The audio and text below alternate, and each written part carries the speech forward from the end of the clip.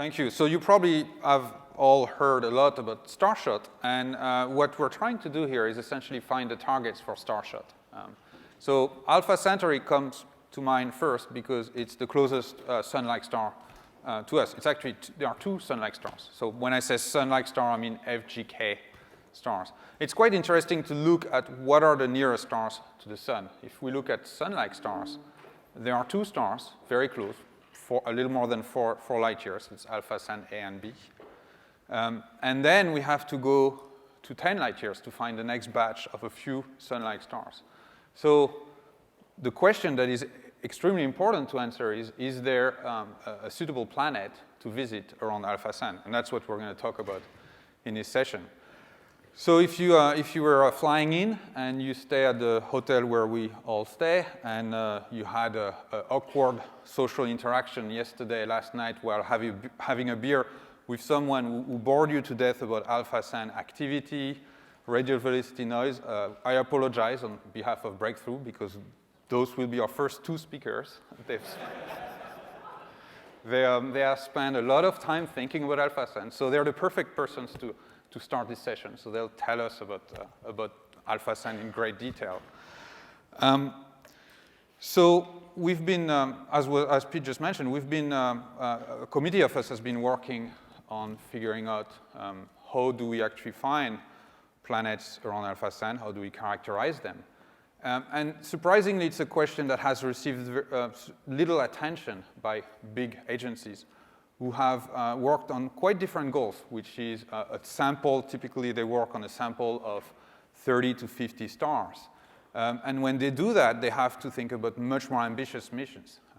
So you may have heard about missions like TPF, Darwin, ambitious space missions, which were essentially very big, so big and ambitious that they actually didn't work out on the schedule they planned to. They were very ambitious initially, but found that the problem was very hard.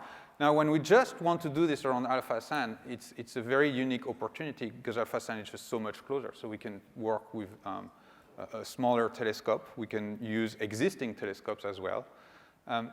Alpha Cent is a double star. There are two close companions, A and B. For some of the techniques we're thinking about, that's a problem. So I work on coronagraphy, for example. A binary star is not something we particularly like because it's already hard enough to take care of one star. But during our studies, our committee found that this also brought very interesting opportunities. And you'll hear about one of them, which is to measure the angular separation between Alpha Cent A and B very precisely so we can see if there's a planet orbiting one of them. We also identified that you could use existing ground-based telescopes to catch the thermal emission of an Earth or a super-Earth around Alpha Cent A and B. So you'll hear about this in the second part of this session. And finally, the last two presentations, you'll hear about future steps. So let's imagine we find a planet around Alpha Cent. Our first missions, the ones you'll hear about in the middle of the session, are not going to get us much of a signal. They'll tell us there's something. We may not actually have a very precise measurement of the mass and orbit. So we clearly want to follow up with more ambitious, more capable observations and missions. So you'll hear about that both from space and ground. And finally, one aspect of the problem that's quite obvious to a lot of us is that if we don't restrict the search to sun-like stars, there are a lot of opportunities. For example, the closest star to our solar system is Proxima Centauri. It's member of the Alpha Cent system, and it's M-type star. And actually, if you just restrict yourself to sun-like stars, there's not a lot of nearby targets. But if you extend it, especially to M-type stars, there are a lot of targets. So within 10 light years of our sun, there are no sun-like stars, but there are there's about 8 M-type stars, 7 or 8 M-type stars, low-mass stars.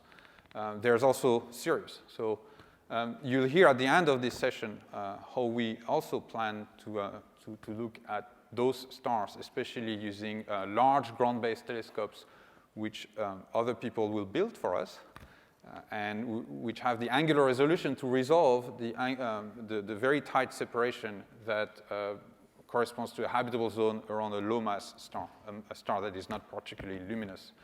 So without further ado, we'll start the session. And this we'll start with Michael, one of our alpha-SAN obsessed scientists.